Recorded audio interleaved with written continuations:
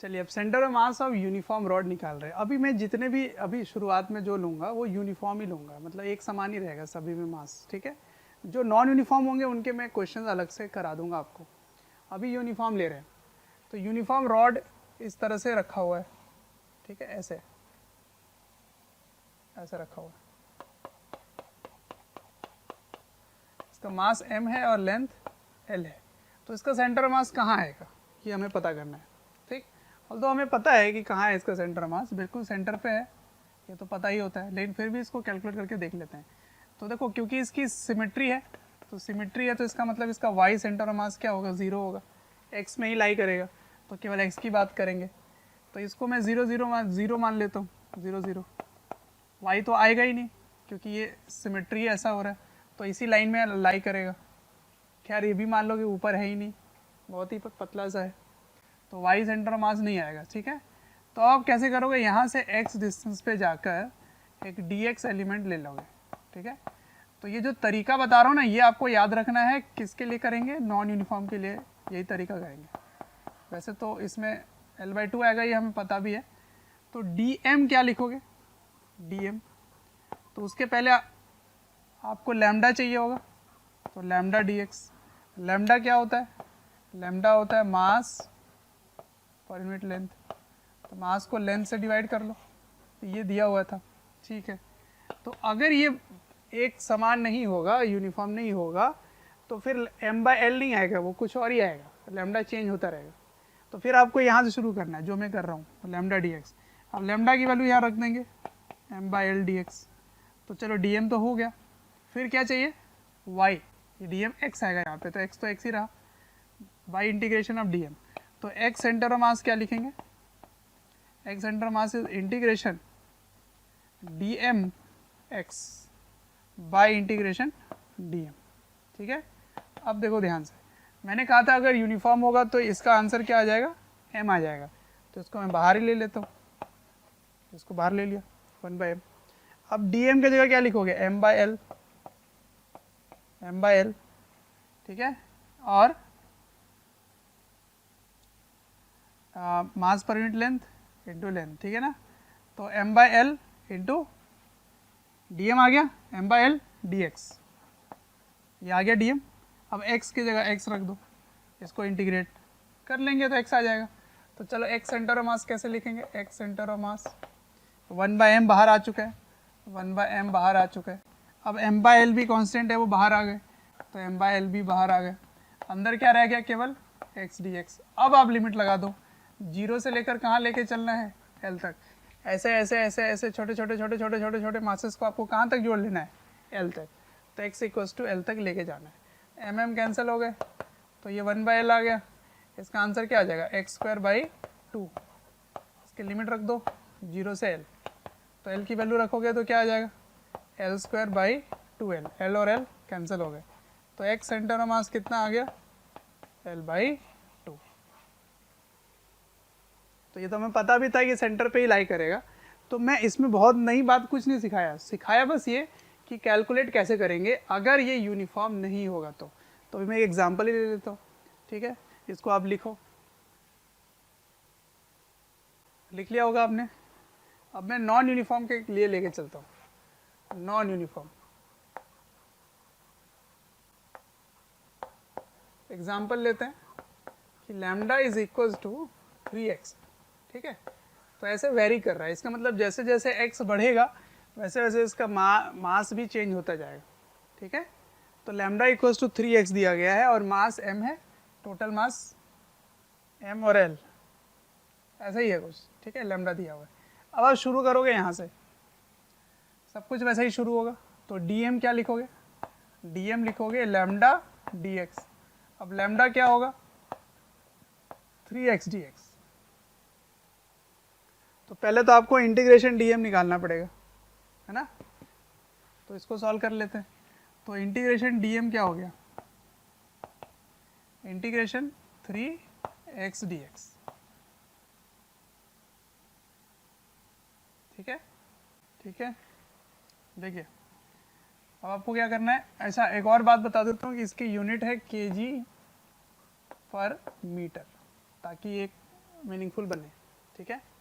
अब x की value 0 से लेकर l तक लेके जाना है, तो 3x² by 2 limit 0 to l, तो 3/2 l², dm आ गया। अब आते हैं इधर, इस फॉर्मूले पे आते हैं ना, तो x सेंटर मास कैसे लिखेंगे, integration dm x by integration dm, ठीक है। तो dm का कितना हो गया, 3/2 l², 3/2 l², सॉरी क्या लिख रहा हूँ मैं, dm तो यहाँ है ना, ये dm है, तो ये हो गया 3x dx इंटू x, ठीक है। ये हो गया इंटीग्रेशन, 3 को बाहर ले लिया, बाय इंटीग्रेशन dm का आंसर आप निकाल चुके हैं 3/2 l², तो इसको लिख देंगे 3/2 l²। अब इसकी बारी 0 से लेकर l तक, तो ये 3 कैंसिल हो गए, 2 चल गया ऊपर, तो 2/l², और इसका क्या हो जाएगा इंटीग्रेशन, ये x² dx हो गया, है ना, x² dx 0 to l, तो इसका आंसर क्या आ गया बताओ बच्चों, x³/3, है ना, x³/3 लिमिट 0 से l, l रखोगे l² कैंसिल हो जाएगा, तो आंसर क्या आ गया 2/3 l, ये आ गया, है ना, l³ होगा यहाँ पर, ये l² काट के इसको l बना देगा। इसका मतलब इस प्रकार के क्वेश्चन में आपका जो सेंटर ऑफ मास है वो l/2 पर नहीं आ रहा है, वो कहाँ पे आ रहा है 2/3, इसका मतलब थोड़ा सा इधर आएगा, इसका मतलब 2/3l यहाँ से आएगा, इस जगह से 2/3l होगा, ठीक है। तो आपको साफ दिख रहा है कि वो उस कोने में थोड़ा ज़्यादा झुक गया है, होना भी चाहिए, क्योंकि देखो इसको सॉल्व करोगे तो क्या 0.6l होगा और ये 0.5l है, तो होना भी चाहिए, क्योंकि जैसे जैसे x बढ़ रहा है वैसे वैसे मास बढ़ रहा है, इसका मतलब उस कोने की ओर इधर इधर जाते जाते मास ज़्यादा होगा, समझ रहे हो। तो ऐसे करेंगे सेंटर ऑफ मास अगर नॉन यूनिफॉर्म दिया जाए तो, ठीक है। तो यूनिफॉर्म का आपको याद रखना है, नॉन यूनिफॉर्म का आपको तरीका याद रखना है कि कैसे करेंगे, ठीक है। नॉन यूनिफॉर्म रॉड है ये, नॉन यूनिफॉर्म रॉड, ठीक है। चलो नोट डाउन। तो the next body is uniform semi circular ring, ठीक है। तो सेमी सर्कुलर रिंग का सेंटर ऑफ मास आपको निकालना है। अगर ये रिंग होता तो उसका सेंटर ऑफ मास कहाँ होता है, उसके बिल्कुल सेंटर पे होता है, बट ये हाफ रिंग है ना। तो सेमी सर्कुलर यूनिफॉर्म है, लेकिन अब देखो मैं जितने भी आगे बॉडीज लेने वाला हूँ सब यूनिफॉर्म ही है, यूनिफॉर्म ही चलेगा, यूनिफॉर्म सेमी सर्कुलर रिंग। तो देखिए कैसा होता है, ये एक रिंग है, ठीक है, जो यूनिफॉर्म शेप की है, तो इसकी कुछ अपनी कुछ थिकनेस है ताकि इसको अपन ले सकते हैं कुछ मास इसमें, है ना। तो ऐसे ले लिया, तो m मास का है और r रेडियस का है, इसका आपको सेंटर ऑफ मास कैलकुलेट करना है। तो देखो अगर ये कंप्लीट होता तो कहाँ होता है सेंटर पर, अगर आपने नीचे वाला हटा दिया तो ये किधर शिफ्ट होगा, जिधर मास ज़्यादा है तो ऊपर शिफ्ट हो गया, तो इसका मतलब ऊपर आएगा सेंटर ऑफ मास, एक बात। दूसरी बात, जब आप इस पे देखोगे तभी भी इसमें सिमेट्री है ना, अभी भी इसमें सिमेट्री है, इसका मतलब सेंटर ऑफ मास तो इसी लाइन में आने वाला है, सेंटर ऑफ मास इसी लाइन में आएगा। इसका मतलब इसका x सेंटर ऑफ मास क्या होगा, अगर x और y ऐसे डिफाइन कर दूं मैं, तो x सेंटर मास क्या होगा इसका 0, क्योंकि इस सेंटर ऑफ मास इसमें ही आने वाला है, इसी लाइन में आने वाला है, ठीक है, इसमें आएगा ही नहीं, क्योंकि सिमेट्री है ना, सिमेट्री है तो इसी लाइन पर आएगी, ठीक है। तो चलो फिर मैं केवल y सेंटर मास ही निकालूंगा। कैसे करेंगे देखो, अब इसमें कुछ इंटीग्रेशन की जरूरत पड़ेगी। इंटीग्रेशन से पहले आपको क्या समझना है वो देखिए, यहाँ से थीटा एंगल पर एक डी थीटा एलिमेंट निकाल लो, डी थीटा ये वाले को निकाल लो। तो ये बहुत ही छोटा है, मैंने बहुत बड़ा दिखा दिया है, ठीक है। तो ये रेडियस है r, ये रेडियस है, तो ये वाली लेंथ क्या होगी आर डी थीटा। ठीक है, आया समझ? अब समझो बात ध्यान से, ये एक डीएम है, क्या है? डीएम। तो डीएम की वैल्यू कैसे निकालेंगे? तो डीएम की वैल्यू ऐसे निकालेंगे, सबसे पहले आपको लैम्डा डिफाइन करना पड़ेगा। तो लैम्डा क्या होगा? मास पर यूनिट लेंथ। तो मास कितना है? m। लेंथ क्या होगी इसकी? तो ये वाली लेंथ होगी, तो ये हो गया पाई आर। ठीक है, अब dm कैसे लिखोगे? dm equals to lambda dx। dx क्या है? R d theta. तो ये क्या बन गया? Lambda r d theta. ऐसे ही रहने दो। यहां से आप m को क्या लिख सकते हो? लेम्डा पाई आर लिख सकते हैं ना m को।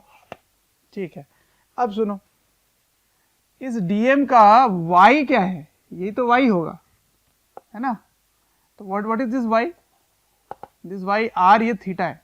तो थीटा के सामने क्या होता है? r साइन थीटा होता है। तो ये r साइन थीटा है, ये क्या है? y है। अब आपके पास तैयार हो चुका है सारा चीज। क्या लिखते हैं? y सेंटर ऑफ मास को कैसे लिखते हैं? Integration dm into y by integration dm। तो मैंने आपको क्या बताया था कि अगर यूनिफॉर्म है, बिल्कुल एक जैसा है, हर जगह एक समान है, तो इसकी वैल्यू क्या हो जाएगी? m हो जाएगी कंप्लीट। तो 1/m लिख सकते हो आप। तो m को क्या लिख सकते हैं? Lambda pi r. ठीक है, तो इसको इसके जगह लिख देंगे 1/m। m को बाद में रिप्लेस कर देंगे।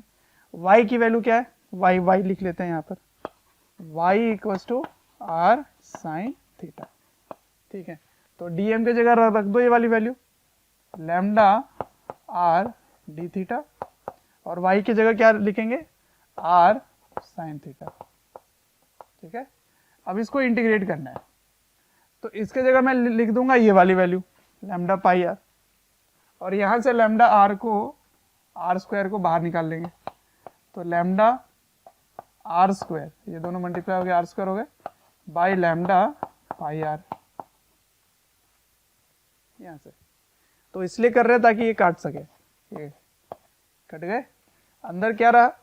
Sine theta d theta. अब लिमिट लगाएंगे। देखिए थीटा आपने शुरू कहां से किया? यहां से। तो ये वाले मास को लेना शुरू करोगे ऐसे, उसके बाद ऐसे लेते लेते लेते लेते कंप्लीट कहां तक पहुंच गए? यहां तक। तो इसकी लिमिट क्या रखोगे? लिमिट रखेंगे 0 से पाई। आगे समझ? तो ऐसे निकलेगा y सेंटर ऑफ मास। तो देखो इधर क्या बचा? इधर r और पाई बचा, है ना? अब केवल इसको इंटीग्रेट करना है। तो इसका इंटीग्रेशन क्या होगा? ये हो गया r बाई पाई, और इसका इंटीग्रेशन, साइन का इंटीग्रेशन क्या होता है? माइनस कॉस होता है, माइनस कॉस थीटा 0 से पाई। चलो रख दो, क्या आएगा देखते हैं। तो y centre of mass is equals to r by pi minus cos pi minus minus cos 0। Cos 0 क्या है? कितना हो गया? 1, माइनस माइनस प्लस, और ये क्या होगा? -1, माइनस माइनस प्लस, तो 1 और 1 क्या हो जाएगा? 2। तो 2r बाई पाई, ये आ गया y सेंटर ऑफ मास। आ रहा है समझ? हाँ, तो इसका मतलब सेंटर ऑफ मास यहां से कितने ऊपर पे होगा? इधर होगा सेंटर ऑफ मास, यहाँ पर कितने दूरी पर? 2r बाई पाई पर। ये हो गया सेंटर ऑफ मास। ठीक है, और एक बात समझ लो, अगर इसी पे मैं और क्वेश्चन पूछता आपसे, सपोज ऐसे पूछता कि एक क्वाड्रेंट जैसा रिंग है जिसका रेडियस और मास गिवन है, ठीक है, ऐसे, ये x हो गया, ये y हो गया। तो इसका अगर आपसे पूछा जाए कि बताओ सेंटर मास कहाँ होगा, तो इसमें क्या अंतर है? आप इंटीग्रेशन तो ऐसे ही शुरू करोगे, पर आकर कहाँ रुक जाओगे? π/2 पर, ठीक है। लेकिन इससे केवल y सेंटर मास आएगा, पर अगर इसके सिमेट्री देखो ध्यान से, तो इसकी सिमेट्री ऐसी है, ऐसी है। इसका मतलब वो इस पर ही लाई करेगा सेंटर मास, समझ में आ रहा है, इस पर लाई करेगा। तो अगर सेंटर ऑफ मास इस लाइन पर आने वाला है, इस लाइन पे आने वाला है, इसका मतलब इस पे क्या क्या आ रहा है, इस पर x भी आ रहा है और y भी आ रहा है, दोनों आ रहा है, y सेंटर मास और x सेंटर मास। तो y सेंटर मास तो चलो इस नियम से आपने निकाल लिया और लिमिट लगा दिया π/2, लेकिन x सेंटर मास कैसे निकालेंगे? तो देखो कैसे क्या करना होगा। x सेंटर मास के लिए आपको ये वाली दूरी चाहिए होगी, जैसे आप यहाँ पे ऐसे शुरू करोगे ना, तो आपको ये वाली दूरी चाहिए होगी, ये। तो ये दूरी क्या है, r cos थीटा है। तो जब x सेंटर मास निकालोगे तो बस यहाँ क्या चेंज हो जाएगा, r cos थीटा हो जाएगा बस। तो इसको लिखोगे 1/m lambda r d theta into r cos theta, और 0 से π/2 तक, ठीक है। और y सेंटर ऑफ मास कैसे लिखोगे, y centre of mass is 1/m integration lambda r d theta into r sin theta, कहाँ से, 0 से π/2 तक, ठीक है। ये हो गया। अब इसको करने का एक और मेथड भी है, मैं अभी आपको बताता हूँ, पर ये चीज़ समझ में आ गया होगा आपको कि कैसे x सेंटर मास निकालेंगे। तो x सेंटर मास के लिए आपको x कोऑर्डिनेट लेना पड़ेगा ना। तो इसका x कोऑर्डिनेट क्या है, इसका x कोऑर्डिनेट तो ये वाली डिस्टेंस है, और इसका y कोऑर्डिनेट क्या है, ये वाली डिस्टेंस है। तो जब आप x सेंटर मास निकालते हैं तो यहाँ पे x आता है, और जब y सेंटर मास निकालते हैं तो यहाँ पे y आता है। लिमिट 0 से π/2 लगाओगे, ठीक है, नोट डाउन कीजिए। देखिए इसको करने का जो डिफरेंट मेथड है उसके लिए एक डेरिवेशन दिखाता हूँ मैं आपको, कि centre of mass of an arc, केवल एक आर्क का सेंटर मास कैसे निकालेंगे। जैसे ये है, ऐसा है, ठीक है, इसका सेंटर मास कैसे निकालेंगे। तो ये जो आर्क है, ये मान लो यहाँ पर एंगल बना रहा है ऐसे 2 अल्फा, कितना बना रहा है, 2 अल्फा। इसके रेडियस क्या है r, मास क्या है m, ठीक है। तो क्या करो, सबसे पहले सिमेट्री ढूंढोगे तो आपको पता चल जाता है कि सिमेट्री तो यहाँ ही आ रहा है। इसका मतलब सेंटर मास इसी लाइन पर लाई करेगा, ठीक है, इस लाइन पर लाई करेगा। तो मैं सिर्फ इसी के लिए इसी के आसपास इंटीग्रेट कर लेता हूँ। तो मैं क्या करूँगा, यहाँ से एक थीटा एंगल पर डी थीटा एलिमेंट ले लूँगा, डी थीटा। तो ये क्या हो जाएगा, आर डी थीटा, ठीक है, आर डी थीटा हो जाएगा। अच्छा, अब आपको एक्स सेंटर मास चाहिए, तो एक्स सेंटर मास के लिए आपको ये वाली डिस्टेंस लेनी पड़ेगी, क्योंकि इसका एक्स सेंटर मास तो यही है ना, ये है। तो ये आर है, ये थीटा है, तो ये क्या बनेगा, आर कॉस थीटा, ठीक है। तो यहां से अगर आप निकालते हैं तो एक्स सेंटर ऑफ मास कैसे लिखेंगे, x centre of mass is integration DM into x bye integration DM, ठीक है। अब चलो डीएम की वैल्यू कैसे रखेंगे, देखो ध्यान से। अगर 2 अल्फा में m मास है तो आप कितना एंगल लिए हो, डी थीटा एंगल लिए हो, डी थीटा। तो फिर डी थीटा में कितना मास होगा, यही तो हुआ है ना, पूरे 2 अल्फा में इतना था। तो क्या लिखेंगे, m/2 alpha into d theta, यही हो गया आपका डीएम, ठीक है। ये वाली डिस्टेंस क्या हो गई, x, तो x कितना हो गया, r cos थीटा, ठीक है। चलो, तो टोटल मास तो m ही होगा क्योंकि ये यूनिफॉर्म है। तो ये बन गया 1/m डीएम क्या रखेंगे, m/2 alpha into d theta into r cos theta, ठीक है। तो यहाँ से m और m कैंसिल हो जाएंगे जब ये बाहर आएगा, तो 2 अल्फा कांस्टेंट है, बाहर आ जाएगा, r भी कांस्टेंट है, बाहर आ जाएगा। तो अंदर क्या बचा, अंदर बचा r/2 अल्फा, बाहर आ गया, और अंदर बचा integration cos theta d theta. Thank you dear students, हमें ढेर सारा प्यार देने के लिए। डेली हज़ारों स्टूडेंट्स हमारे वीडियोस से लाभ उठा रहे हैं, उनको काफ़ी बेनिफिट पहुंच रहा है हमारे वीडियो लेक्चर से। आपसे एक रिक्वेस्ट है कि डिस्क्रिप्शन बॉक्स पे एक लिंक है, उस लिंक को क्लिक करें और अपनी एनरोलमेंट सुनिश्चित करें। और साथ ही जिनको स्टडी मटेरियल या फिर डाउट सेशन चाहिए वो प्रीमियम कोर्सेज के लिए भी एनरोल कर सकते हैं। अब लिमिट देखो कहाँ से शुरू करोगे, तो क्योंकि आप यहाँ से उठा रहे हो तो ऊपर एंगल कितना आएगा, देखो ध्यान से, ये वाला कंप्लीट एंगल क्या आएगा, अल्फा, और ये एंगल क्या आएगा, अल्फा। तो आप क्योंकि इस सेंस में जा रहे हो तो इधर प्लस अल्फा होगा, इधर माइनस अल्फा होगा। ठीक है, ये सब इंटीग्रेशन के नियम होते हैं, आप सीखेंगे हायर क्लासेस में। अगर आप सेम सेंस में जैसे एलिमेंट लिए हो उस उधर जाओगे तो एंगल क्या लिखोगे, प्लस अल्फा, और जब आप ऑपोजिट जाओगे तो ये क्या बन जाएगा, माइनस अल्फा। ऐसे इसको करते हैं। ठीक है, चलिए, तो इसको आप r बाई 2 अल्फा और cos थीटा का इंटीग्रेशन क्या होगा, plus sine theta, plus sine theta, limit minus alpha से प्लस अल्फा। तो इसको लिखो r by 2 alpha sine alpha minus sine minus alpha, यही होगा। अब देखो ये sine of minus theta is minus sine theta, तो ये माइनस बाहर आएगा तो ये प्लस हो जाएगा। तो r by 2 alpha is 2 times sine alpha, क्योंकि ये दोनों जुड़ गए, क्योंकि ये माइनस बाहर आ जाएगा ना। अगर मैं इसको ऐसे हटा दूं यहाँ से, देखो ध्यान से, अब आपको साफ दिखने लगेगा। तो sine of minus theta is minus sine theta, तो माइनस बाहर आके ये प्लस हो जाएगा, फिर ये दोनों जुड़ जाएंगे, तो 2 हो गया, ये 2 और 2 कैंसिल हो गए। तो सेंटर ऑफ मास क्या आ गया, r sign alpha by alpha, ये आ गया x सेंटर ऑफ मास, या सेंटर ऑफ मास भी बोल सकते हो कि यहाँ से इतने दूर पर है, तो इसको आप याद कर सकते हो। ठीक है, अब जरा ध्यान से देखो, मैंने क्या पूछा था, मैंने पूछा था ऐसे आर्क।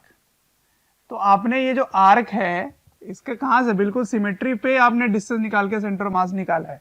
तो मान लीजिए सेंटर मास यहाँ कहीं पर आएगा, इधर आएगा, इसी लाइन पर आएगा, तो वो सिमेट्रिकल लाइन पर आएगा। तो इसका पहले तो सिमेट्री बनाओगे, उसके बाद आप यहां से बता सकोगे कि कितने दूर पर आएगा, ये r sine alpha by alpha पे आएगा। अल्फा की वैल्यू क्या है, अल्फा की वैल्यू तो ये कंप्लीट एंगल है, कितना है वो, पाई बाई 2। तो आप क्या लिखेंगे, सेंटर मास, फिर यहां से डिस्टेंस आएगा, ये ऐसे आएगा, ये डिस्टेंस आएगा।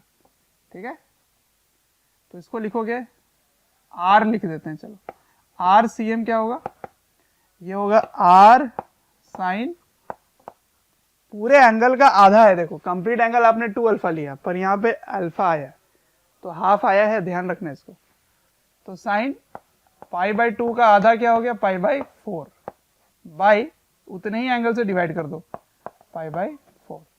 तो ये आपका यहाँ से यहाँ तक सेंटर मास आ गया। अब इसके कोऑर्डिनेट्स कैसे निकालेंगे, तो इसको आप ऐसे करके डिवाइड करके निकाल सकते हो। ठीक है, ऐसे डिवाइड करके निकाल सकते हो। तो कभी भी अगर डिस्टेंस पूछा जाए कि यहाँ से कितने दूर पर होगा, यहाँ से कितने दूर पर होगा, तो आपको ये फॉर्मूला लगाना है।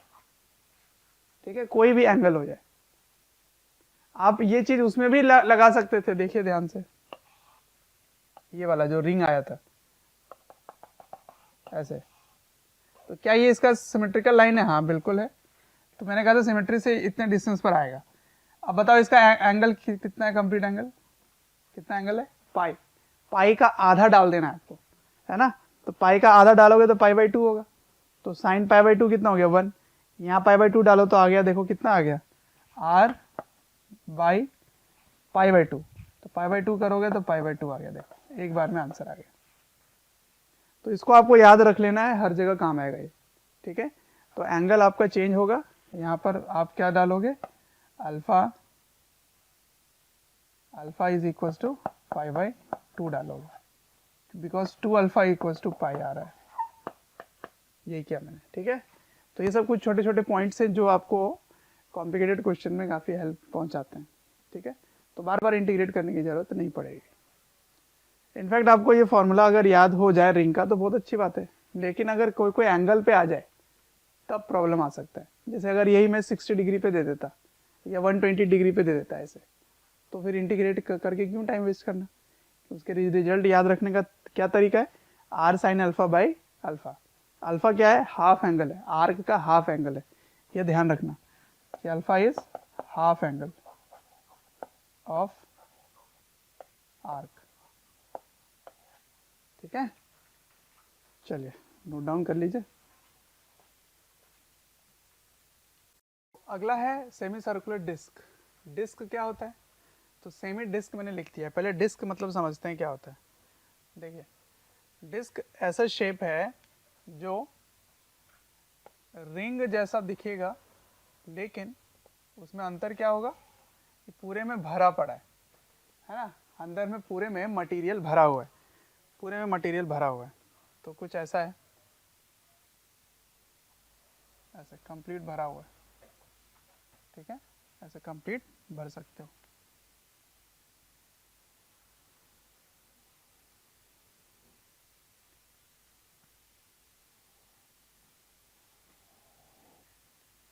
तो मैं इसे भर के दिखा देता हूँ जल्दी फटाफट।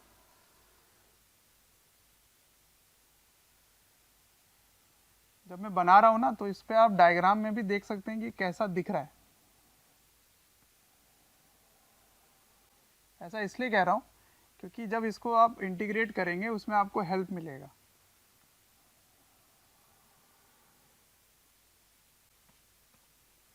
ये हो गया डिस्क। डिस्क का मतलब क्या है, बिल्कुल भरा पड़ा है। ठीक है, तो आइए इसको सॉल्व करते हैं। देखिए सबसे पहले तो यहाँ पे आपको ये देखना होगा कि क्या कोई सिमेट्री है। इसका टोटल मास m और रेडियस r है, क्या इसमें कोई सिमेट्री दिख रहा है आपको, बिल्कुल साफ दिखाई दे रहा है कि इसकी सिमेट्री ये वाली होगी। इसका मतलब सेंटर ऑफ मास इसी पे लाई करेगा, तो इसका मतलब केवल और केवल y सेंटर मास होगा। एक सेंटर मास क्या हो जाएगा, 0 हो जाएगा। ठीक है, तो अगर ऐसी बात है तो फिर मैं एलिमेंट लेना शुरू करता हूँ। तो ये जो एलिमेंट लोगे ना, छोटे छोटे जब आप इसमें टुकड़ा लोगे, तो आप फिर इसको ऐसे इंटीग्रेट करने की जरूरत नहीं है, ऐसे छोटे छोटे इंटीग्रेट करने की जरूरत नहीं है। कारण बताओ, कारण ये है कि आप इसको ऐसे मान सकते हैं कि ये कई सारे छोटे छोटे छोटे छोटे रिंग से बना हुआ है।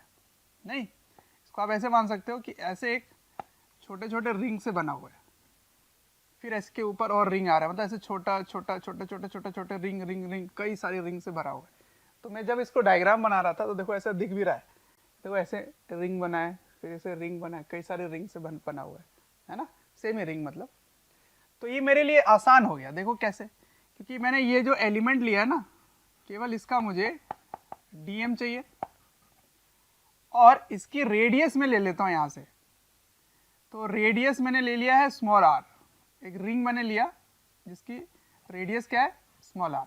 तो मैंने क्या किया, एक रिंग ले लिया और इस रिंग की रेडियस ले लिया स्मॉल r और इसका मास ले लिया dm। तो मुझे क्या क्या चाहिए, एक तो dm चाहिए और क्या चाहिए, y सेंटर मास। ठीक है, तो मैं dm कैसे लिखूंगा ये देखना, dm is equals to sigma. इसमें सिग्मा आपको डिफाइन करना पड़ेगा। सिग्मा क्या होगा, मास पर यूनिट एरिया। इसकी कंप्लीट एरिया क्या है, तो पाई आर स्क्वायर तो पूरे में था, तो पाई आर स्क्वायर बाई 2। ठीक है ना, ये सिग्मा हो गया। तो मास के जगह इसको आप मल्टीप्लाई करके रख सकते हो। ठीक है, तो डीएम कैसे लिखेंगे, इतने छोटे का मास कैसे लिखेंगे। तो याद करो मैंने आपको डेरिवेशन के टाइम, उधर थ्योरी देने के टाइम बताया था कि अगर ऐसा कोई एलिमेंट हो ऐसा, तो इसकी एरिया क्या होती है, तो इसको लिखोगे dm इंटू da, इसकी एरिया लोगे। तो इसकी एरिया क्या होती है बताओ, इसकी एरिया होती थी 2 पाई r dr। याद आ रहा है, ये अगर r रेडियस का है तो, और dr क्या है, इसकी थिकनेस। तो मैंने dr इसकी थिकनेस ले ली है, इसकी थिकनेस dr है ना, समझ में आ ही रहा होगा। जो भी थिकनेस है, बहुत ही छोटी सी थिकनेस है, वो क्या है, dr है। रेडियस क्या है, r है, करेक्ट। तो आप एरिया 2 पाई r dr कैसे लिखते थे, इसको काट के लंबा ऐसे खींच देते थे। 2 पाई r उसकी लंबाई हो गई, dr उसकी थिकनेस हो गई, लंबाई इंटू चौड़ाई। उसी तरह से यहाँ पे आपको काम करना है, पर इसको जब आप खींचोगे तो ये केवल पाई r लंबा होगा। तो da क्या लिखेंगे, पाई r dr। खींचोगे तो एरिया क्या होगा, केवल पाई r लंबा होगा। तो पाई आर डी आर हो गया डीएम। ठीक है, डीएम निकल के आ गया। अब आपको वाई सेंटर ऑफ मास चाहिए, है ना।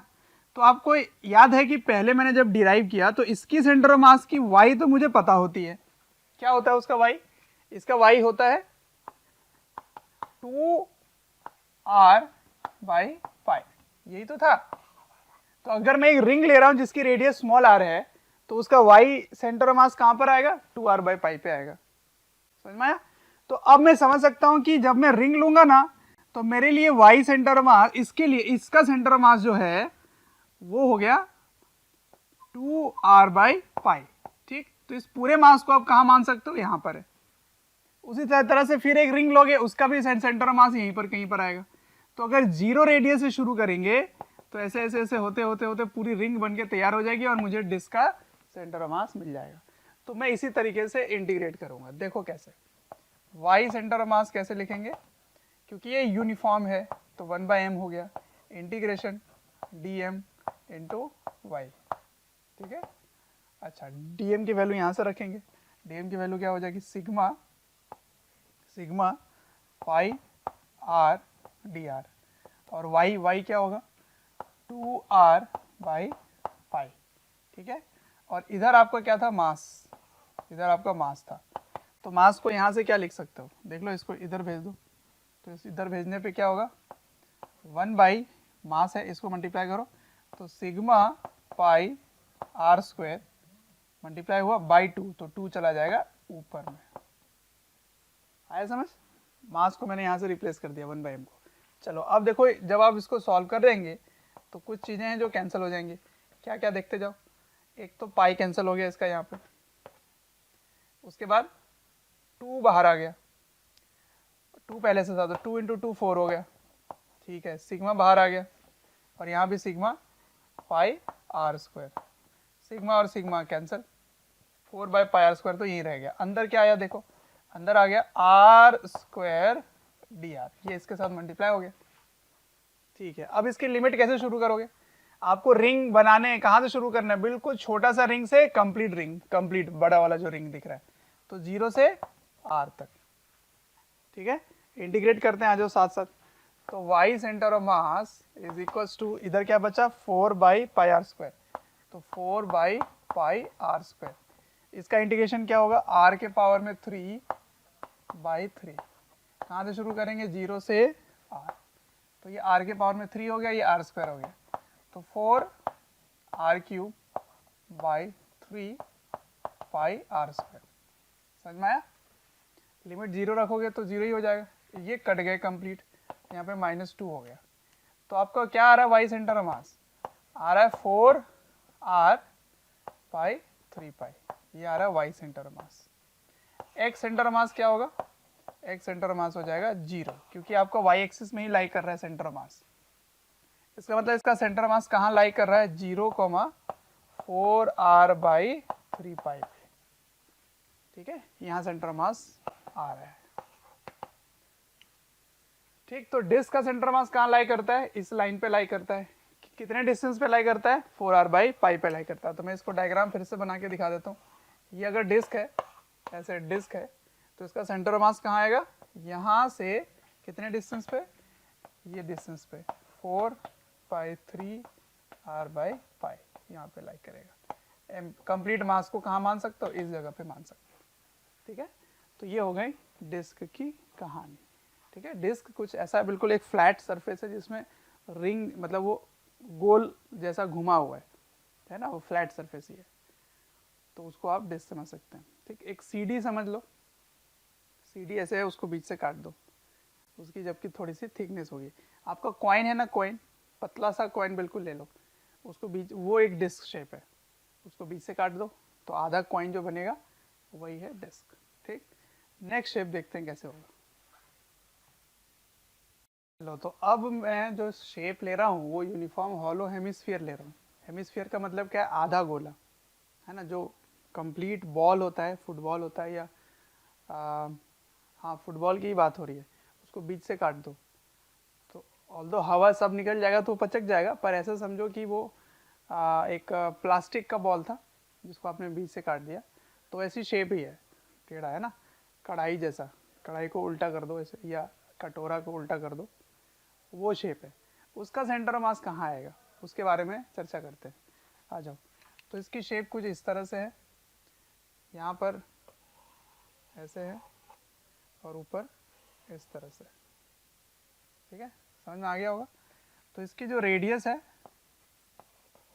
वो r है, इसका जो मास है वो m है। तो अभी भी आपको ये दिख रहा है कि इसका जो सेंटर ऑफ मास है उसमें सिमेट्री आ रही है। इसको बीच से अगर काट दो ऐसे तो बिल्कुल बराबर बराबर दिखता है दाएं और बाएं साइड। तो ये सिमेट्रिकल है इस लाइन पे, इसका मतलब सेंटर मास केवल y एक्सिस में ही आने वाला है। फिर से y सेंटर मास ही आएगा, x सेंटर मास इसका 0 हो जाएगा, इसी पर सेंटर मास आने वाला है, ठीक है। तो अब इसको करेंगे कैसे, तो ध्यान से देखो, इस बार इस अप्रोच डिफरेंट होगा। इसको जब आप ऊपर से देखोगे, ऊपर से ऐसे देखोगे, ऐसे है, तो आपको यहाँ दिखाई देगा कि ऐसे छोटे छोटे कई सारे सर्कल बने हुए हैं, ऐसे सर्कल से ही बना हुआ है ऐसे, ठीक है। तो मैं एक ऐसे सर्कल ले लेता हूँ जो ऐसे पीछे से घूम रहा होगा, जिसकी थिकनेस कुछ ऐसी होगी, पीछे ऐसे घूम रहा होगा, ठीक है। तो इसका सेंटर ऑफ मास कहाँ आएगा, तो ये तो कंप्लीट है, ये रिंग चूड़ी जो कंप्लीट है, आधी है नहीं, कंप्लीट है, क्योंकि पीछे से भी तो घूम रहा होगा ना वो, तो कंप्लीट है। तो इसका सेंटर मास तो इसके सेंटर पे ही आ जाएगा, यहाँ पर आ जाएगा बिल्कुल ऐसे। तो मैं इसको यहाँ अलग से बना देता हूँ। देखो मैंने क्या बनाया, ऐसा बनाया एक यूं, ठीक है। इसकी थिकनेस बहुत ही पतली सी है, बहुत पतली सी है ऐसे। तो इसका सेंटर मास तो यही आएगा ना, सेंटर पे आएगा, ठीक है। लेकिन ये जो मैंने निकाला ना यहां से काट के, इसको मैं यहां से देख रहा हूं, यहां से। तो यहां से अगर मैं देखूंगा तो इसका सेंटर मास यहां पर है, इसका मतलब यहां पर है। तो यहां पर है अगर, तो आप देख कहां रहे हो, आपका ओरिजिन कहां है, ओरिजिन तो यहां है। तो आपको यहां से हर चीज बताना पड़ेगा। ये हो गया y।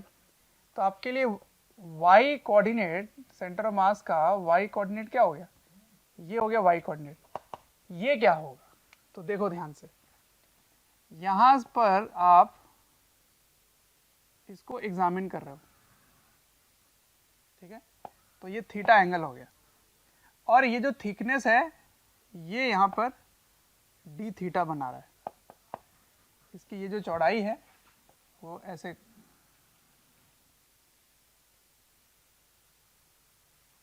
बना रहा है।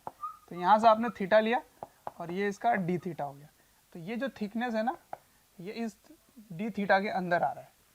तो देखो यहां पर एक ट्राइंगल बनता हुआ दिख रहा है, ऐसे देख रहे हो, ऐसे एक ट्राइंगल बन रहा है ऐसे कंप्लीट।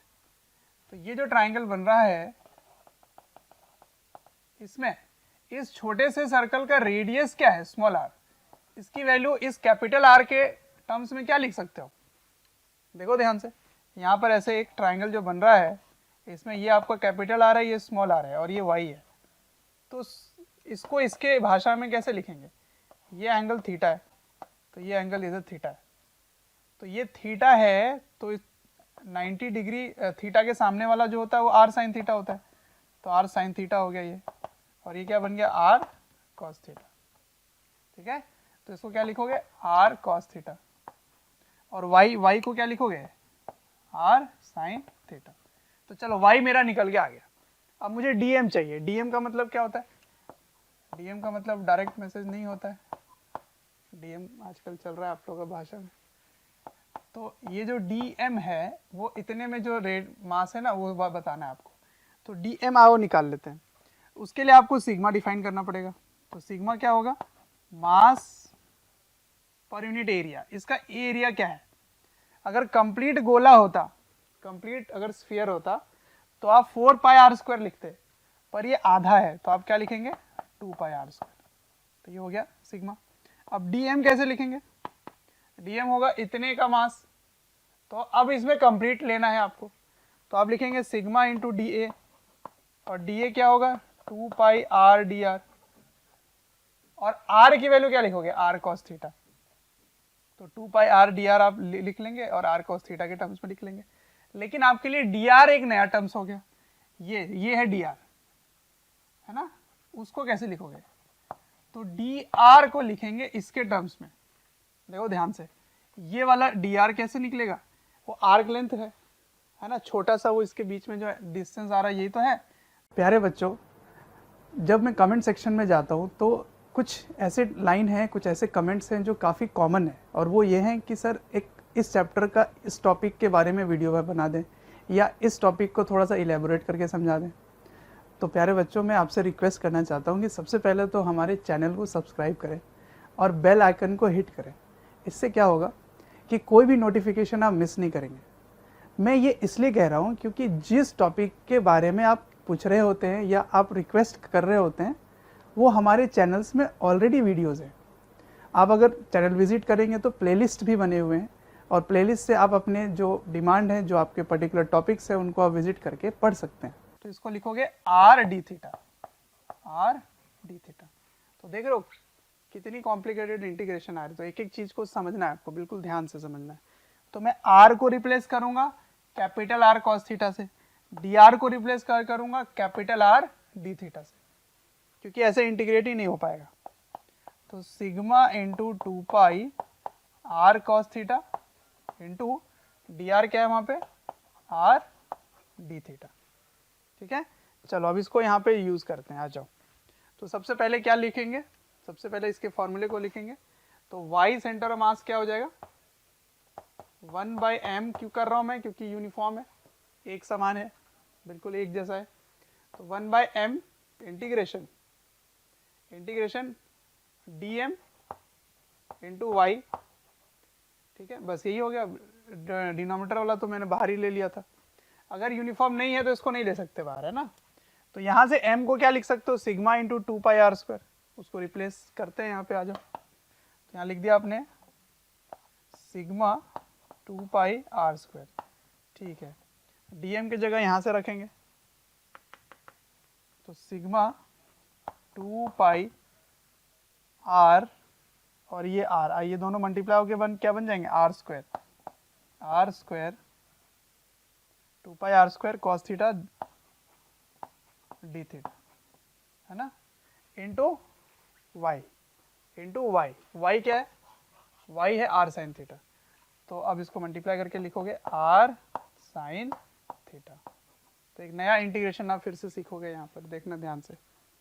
तो ये देखो, ये बाहर आ जाएगा, कौन कौन से कटने वाले हैं, तो ये कंप्लीट कैंसिल हो जाएंगे।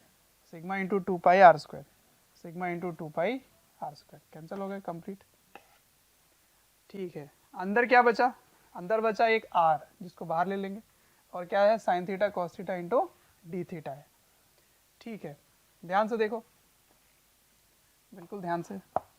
तो r आ चुका है बाहर, डिनोमिनेटर वाले के सब खत्म हो गए। अंदर क्या बचा, अंदर बचा sine theta into cos theta, sine theta cos theta d theta. अब इसको इंटीग्रेट नहीं कर पाओगे, आपके पास कोई फॉर्मूला नहीं है ना। तो मैं आपको इंटीग्रेशन इस तरह के करने का तरीका बताता हूँ। इसको आप ऐसे फॉर्मूले में लेकर आ जाओ जो आपको पहले से पता है। जैसे ये 2 साइन थीटा कॉस थीटा मुझे पता है साइन 2 थीटा होता है, तो इसको मैं बना देता हूँ। तो यहाँ से यहाँ पे 2 और यहाँ पर 2 मल्टीप्लाई डिवाइड कर देता हूँ, तो ये क्या बन जाएगा, कंप्लीट साइन 2 थीटा बन जाएगा, है ना। तो यहाँ पे हो गया r/2, और अंदर क्या हो गया बच्चों, अंदर हो गया sine 2 theta into d theta. अब सही है। अब आपको थीटा की लिमिट रखनी है, तो आपको शुरू करना है यहाँ से रिंग बनना शुरू हुआ, और रिंग बनते बनते बनते बनते बनते ऊपर तक जाएगा।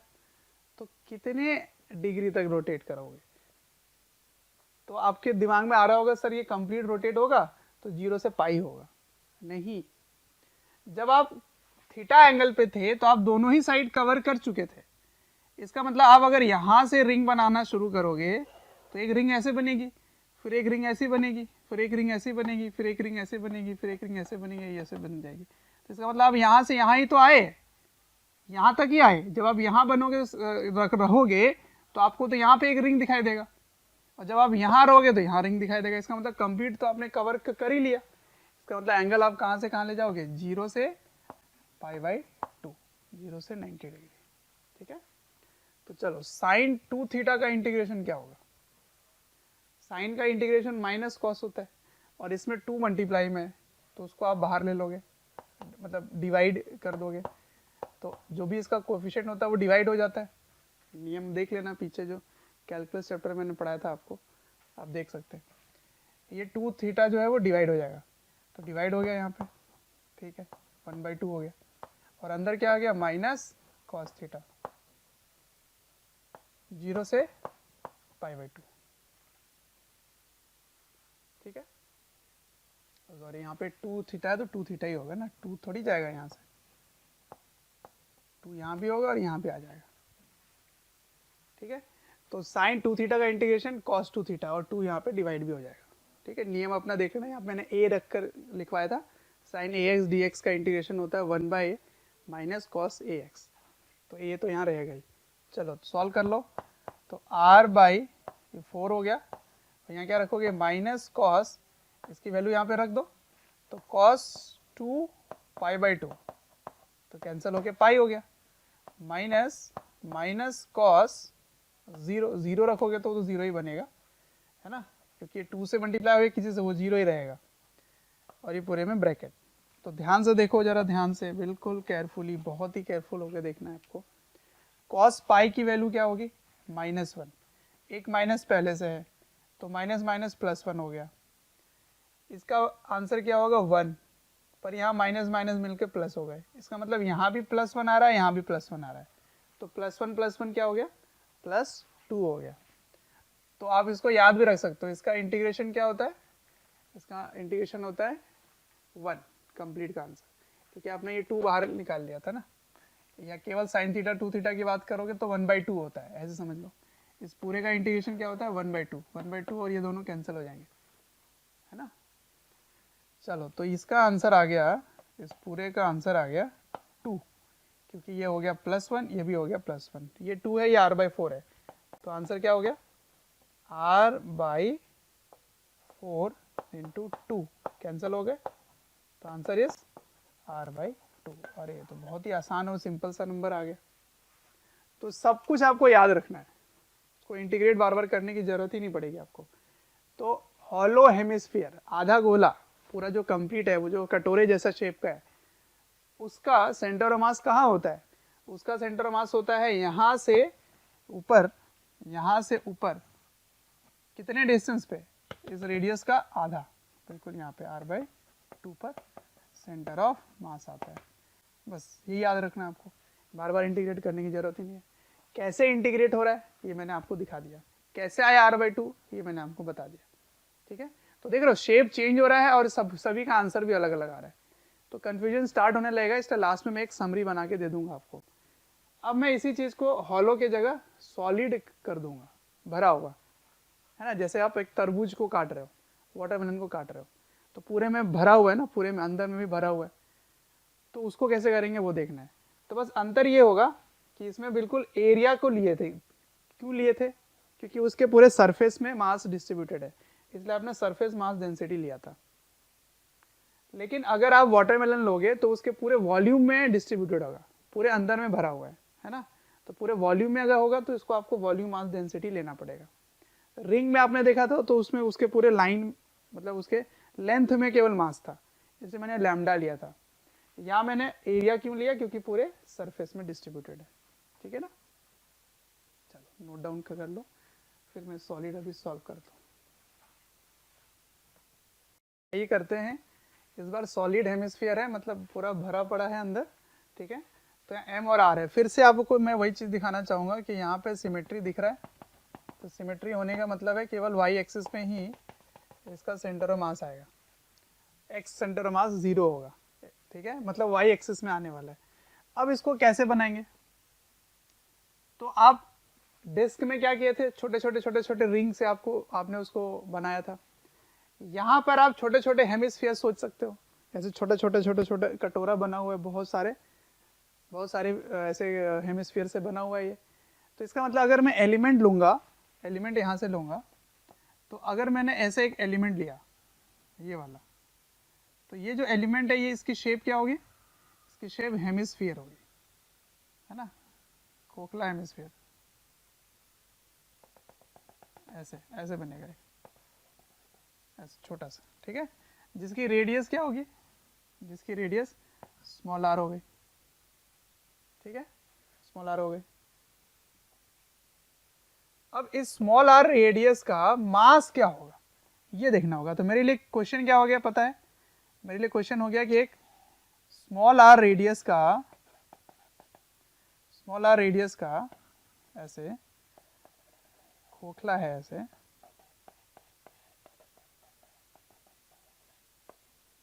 जो डीएम मास है, डीएम मास जिसका आर रेडियस है, उसका सेंटर मास मुझे पता है कहाँ है, वो r/2 पर होगा, है ना, क्योंकि ये हेमिस्फीयर है, ये हेमिस्फीयर है, बहुत ही छोटा सा हेमिस्फीयर है, छोटा सा, जिसका मास क्या है डीएम।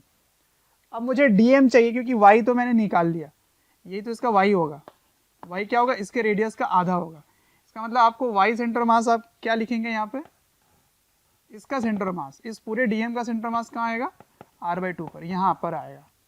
ऐसे ऐसे छोटे छोटे छोटे छोटे छोटे छोटे छोटे छोटे कई सारे ऐसे कटोरे से बना हुआ है जिसका सेंटर मास वो जो नया आप बना के लाओ रहे कटोरा, उसके रेडियस के आधे पे होगा, सही है। तो डीएम पहले लिखना होगा, तो उसके लिए मुझे डिफाइन करना पड़ेगा रो। रो क्या होगा, मास पर यूनिट वॉल्यूम। इसका वॉल्यूम क्या है, पूरा होता तो 4/3 पाई आर क्यूब होता, आधा है तो 2/3 पाई आर क्यूब होगा, ठीक है ना। अब डीएम कैसे लिखोगे, तो डीएम लिखते थे रो डीवी से, मैंने आपको सिखा रखा है पहले कि अगर एरिया सिग्मा लोगे तो सिग्मा इंटू डी ए करोगे, रो लोगे तो रो इंटू डीवी करोगे, लैम्डा लोगे तो लैम्डा इंटू डी एक्स करोगे, तो यहाँ रो इंटू डीवी होगा। डीवी का मतलब क्या हुआ, इतने का वॉल्यूम। अब इसका वॉल्यूम कैसे लिखेंगे, क्या 2 pi r small 2/3 pi small r cube होगा, आंसर इज नो, क्योंकि पूरे में थोड़ी ना भरा हुआ है। अगर आप स्मॉल आर क्यूब ले लो तो पूरा ही गोला बन जाएगा, नहीं, वो छोटा सा है, बिल्कुल छोटा सा आपने ऐसे कर्व निकाला है, बहुत ही छोटा सा, जिसकी शेप हेमिस्फीयर जैसी हो रही है, जिसका मास केवल और केवल छोटे से पोर्शन में है। तो आप इसको कैसे लोगे, ये डीएम के लिए ये डी आर रेडियस, ये डी आर इसकी थिकनेस हो गई, ठीक है ना। तो आर इसकी रेडियस है और डी आर इसकी चौड़ाई है, डी आर इसकी चौड़ाई है, लेकिन इसकी शेप रिंग जैसी नहीं है, इसकी शेप ऐसे ऐसे है, कर्व है ना, ऐसे कटोरे का एक छोटा सा पोर्शन आप ऐसे पतला सा काट के निकाल लो, वही है ये। तो ये डी आर है, ठीक है ना, ये डी आर है। तो डीवी कैसे लिखेंगे, तो आप एक तरीका सीख लो, इसको लिखते हैं एरिया इंटू थिकनेस, ये आपको काम आएगा 12th में भी।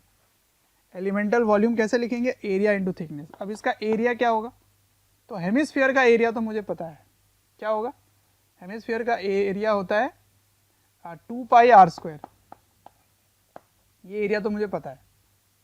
पूरे का होता है 4 पाई आर स्क्वायर, आधे का होता है 2 pi r square into thickness, thickness क्या होगा डी आर, ठीक है। तो 2 pi r square into d r, ये हो गया डीवी।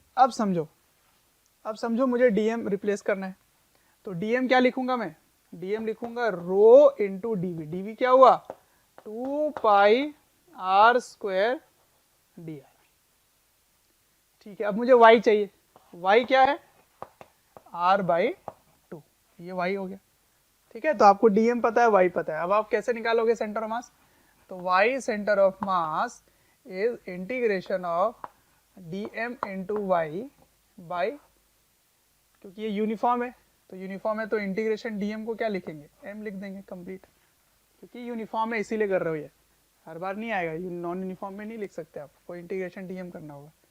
तो m यहां से क्या लिखेंगे, इसको इधर भेज देंगे, तो m क्या आया देखो, ये इधर चला गया ना, तो डिनोमिनेटर में लिखोगे rho into 2 pi are cube, 3 चला गया ऊपर, ठीक है। अंदर क्या आएगा इंटीग्रेशन के डीएम, डीएम क्या है ये है, तो rho 2 pi r square d r into y, y क्या है r/2, r/2, ठीक है ना। देखिए ध्यान से, तो इसमें से रो बाहर आ जाएगा, 2 पाई भी बाहर आ जाएगा, तो 2 पाई और रो को काट लेते हैं ना, तो रो चला गया, 2 पाई भी चला गया। ठीक है, मैंने वैसे बाहर लेने वाला स्टेप हटा दिया। अब बचा क्या यहाँ पे 3 और कुछ, हाँ 2 भी बाहर आ गया, ये 2 भी बाहर आ गया, सही है। और यहाँ क्या है, आर क्यूब है, आर क्यूब। ठीक है, अब अंदर क्या है वो देखना ध्यान से, तो अंदर है आर स्क्वायर डी आर। अब देखो लिमिट कहाँ से शुरू करोगे, तो आपने स्मॉल रेडियस लिया, शुरू कहाँ से करोगे, 0 से, कितने रेडियस तक, आर रेडियस तक, तो इसको 0 से कैपिटल आर रेडियस तक। ठीक है ना, तो लिमिट अपने हिसाब से चेंज हो रहा है, कभी एंगल के हिसाब से डाल रहे हो, कभी 0 से π/2 डाल रहे हो, कभी 0 से पाई डाल रहे हो, कभी रेडियस डाल रहे हो, तो ये अपने कैलकुलेशन के हिसाब से चेंज होता रह रहा है। ठीक है, अब ये आर स्क्वायर डी आर का इंटीग्रेशन तो पता ही आपको, आर क्यूब होता है, आर क्यूब बाई 3, तो 3/2 आर क्यूब, और यहाँ पे हो गया, सॉरी एक मिस्टेक हो गया, r square plus into r करोगे तो आर क्यूब होगा ना, यहाँ पर आर क्यूब मैंने बोला, लिख दिया आर स्क्वायर, आर क्यूब। ठीक है, तो इसकी इंटीग्रेशन क्या होगी, आर के पावर में 4/4, तो ये हो गया आर के पावर में 4/4 फ्रॉम 0 टू आर। ठीक है, अब ये 4 इधर आ गए, 8 बन जाएगा, और ये आर के पावर में 4 बन जाएगा। तो देखो क्या हो गया answer, y centre of mass is equal to 3/2 into 4, 4 2 जा 8 हो गया, 8 आर क्यूब है और आर के पावर में 4 है ना, ये आर क्यूब और ये आर के पावर में 4, तो ये कैंसिल हो गया, तो ये आर आ गया। तो what is y centre of mass, 3/8 r, 3/8 r. तो y सेंटर ऑफ मास कहाँ आएगा बच्चों, तो y सेंटर ऑफ मास आएगा इसका यहाँ पर, सेंटर ऑफ मास किस जगह पर है, 3/8, 3/8, आपको ये सब याद कर लेना है, 3/8 आर। ठीक है, तो आप सेंटर ऑफ मास कहाँ लोकेट करवाओगे, तो 0, 3/8 आर पे, किसके लिए है, सॉलिड के लिए, हॉलो के लिए क्या होगा, r/2 होगा। ठीक है, तो इंटीग्रेशन आपको केवल स्टेप्स सिखाने के लिए बताया है, बार बार इंटीग्रेट करने की जरूरत नहीं है, आपको फाइनल रिजल्ट सभी के याद रखने हैं। ठीक है, अब नेक्स्ट शेप लेके चलते हैं, कोन का देखते हैं, कोन है ना, कोन देखते हैं। चलिए नेक्स्ट है सॉलिड कोन का सेंटर ऑफ मास, है ना, सॉलिड कोन को शंकु बोलते हैं। ठीक है, तो शंकु है ये, और ये एक सॉलिड कोन है। ठीक है, देखिए ध्यान से, तो ये इसकी सिमेट्री दिखाई दे रही है, ये सिमेट्री है, इसका मतलब वाई सेंटर ऑफ मास ही केवल आने वाला है, एक्स सेंटर ऑफ मास इसका इसमें भी 0 है। ठीक है, तो ये सिमेट्रिकल बॉडी है, ये एक्स एक्सिस, ये वाई एक्सिस है।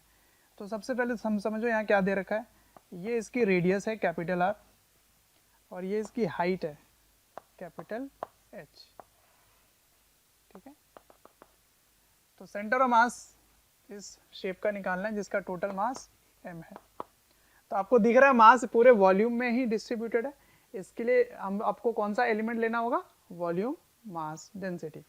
ठीक है, तो आपको रो डिफाइन करना पड़ेगा, तो रो इक्वल्स टू क्या होगा, मास पर यूनिट वॉल्यूम, वॉल्यूम क्या होता है 1/3 पाई आर स्क्वायर एच, ये कोन का वॉल्यूम हो गया, तो मास बाय वॉल्यूम हो गया। ठीक है, अब मैं एलिमेंट लूंगा, कैसे लें, कैसे सोचना है, यही सब आपको मैं डेरिवेशन में से सिखा रहा हूँ आपको। ठीक है, तो देखिए ध्यान से, मैं यहां से लेना चाहता हूं, इधर से, तो इधर से मैंने y हाइट नीचे जाकर एक dy एलिमेंट निकाल लिया, dy, ये है dy। और आपको मैं बता दूं कि ये जो dy है इसकी शेप क्या है, इसको इमेजिन करो। तो क्योंकि ये ऐसे कोन है और आप ऐसे dy एलिमेंट का काट के निकाल रहे हो, तो ऑफ कोर्स ये कैसी बनेगी, एक डिस्क के जैसी बनेगी, है ना, ऐसे कंप्लीट। तो मैं इसका शेप यहाँ बना के दिखा देता हूँ इस जगह पे। तो आप जब ऊपर से देख रहे होंगे तो कुछ ऐसा दिखाई देगा, ऐसा, और इसकी थिकनेस ऐसे, ठीक है। तो ये है कंप्लीट। बच्चों, अगर हमारे वीडियोस आपको पसंद आते हैं, आपको हमारी जो मेहनत है वो आपको अच्छी लगती है, तो आप हमारे वीडियोस को ज़रूर लाइक करें और शेयर करें। शेयर इसलिए मैं करने बोल रहा हूँ क्योंकि आपके शेयर करने से ज़रूरतमंद बच्चों तक ये वीडियोस पहुँच सकता है, जिनको एक पर्टिकुलर टॉपिक काफ़ी वीक लग रहा है, या एक ऐसा चैप्टर है जिसके बारे में एक पर्टिकुलर टॉपिक उनको अच्छे से पढ़ना है, तो उन तक पहुँच सकता है ये। अंत में मैं आपसे यही कहना चाहूँगा कि आपके स्नेह, अफेक्शन, प्यार देखकर हमारी पूरी मोशन की टीम काफ़ी मोटिवेटेड है आपको क्वालिटी कंटेंट देने के लिए, जो आपको दिखाई दे रहा है। तो इसका मतलब अगर ये इस डिश शेप की है, तो यहाँ से यहाँ की रेडियस अगर स्मॉल आर है, वही इसकी भी रेडियस होगी ऐसे स्मॉल आर, ठीक। और इसकी थिकनेस क्या होगी? इसकी थिकनेस होगी dy, dy इसकी थिकनेस हो जाएगी, ठीक है। तो इसका सेंटर मास कहाँ लाई करेगा? इसका सेंटर मास तो इसके सेंटर पे ही लाई करेगा, सही है। तो आप यहां से मेजर कर रहे हो, ओके। तो आपका y क्या होगा वो निकालना है। तो y को y छोड़ दे, और r और y के टर्म्स में आपको एक रिलेशन चाहिए होगा, ठीक है, ओके। तो देखते हैं ध्यान से। तो सबसे पहले तो आपको dm निकालना है। dm क्या होगा? Rho into dv। रो तो यहाँ पर है, dv क्या होगा? इसका वॉल्यूम। अब वॉल्यूम लिखने का तरीका आपको मैंने सिखाया, एरिया इंटू थिकनेस। तो इसकी एरिया क्या होगी?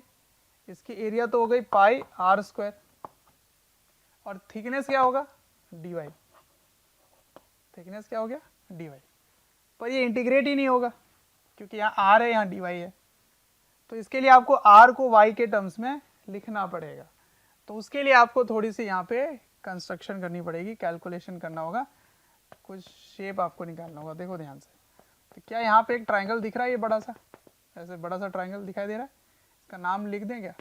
ये हो गया ए, ये हो गया ओ, ये हो गया बी, ये हो गया सी, ये हो गया डी, ठीक है।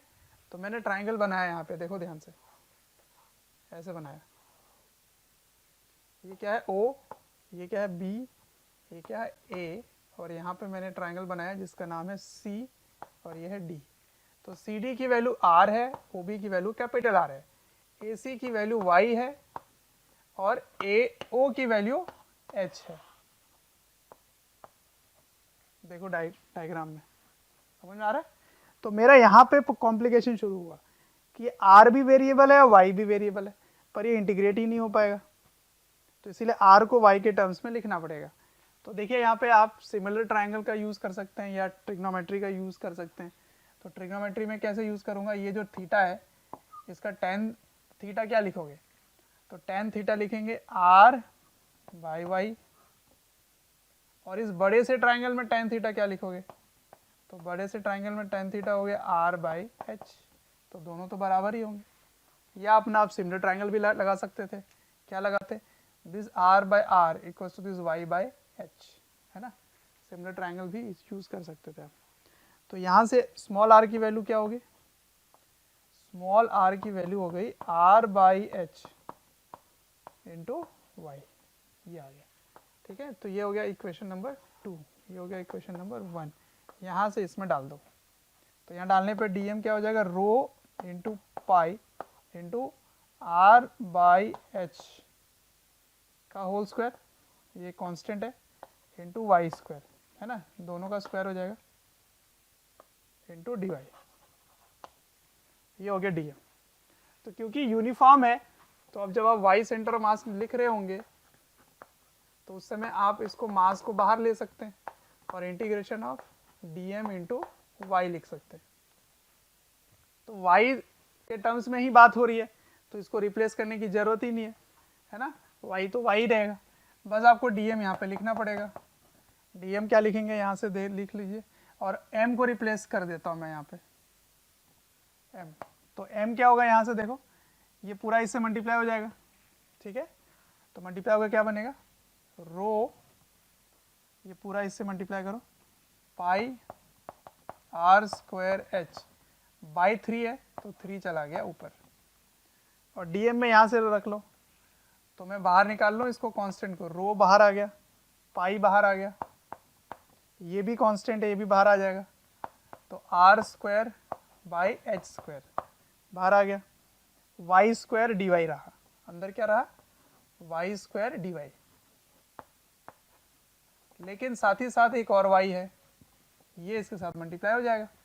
अब लिमिट बताओ, लिमिट आप यहाँ से शुरू कर रहे हो और यहाँ खत्म कर रहे हो, तो 0 से लेकर h तक, तो y equals to 0 to capital H।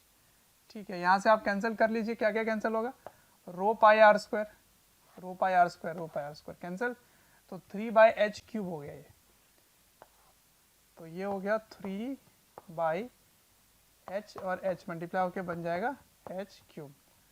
ठीक है, अब ये है वाई क्यूब, तो वाई क्यूब हो गया ये कंप्लीट,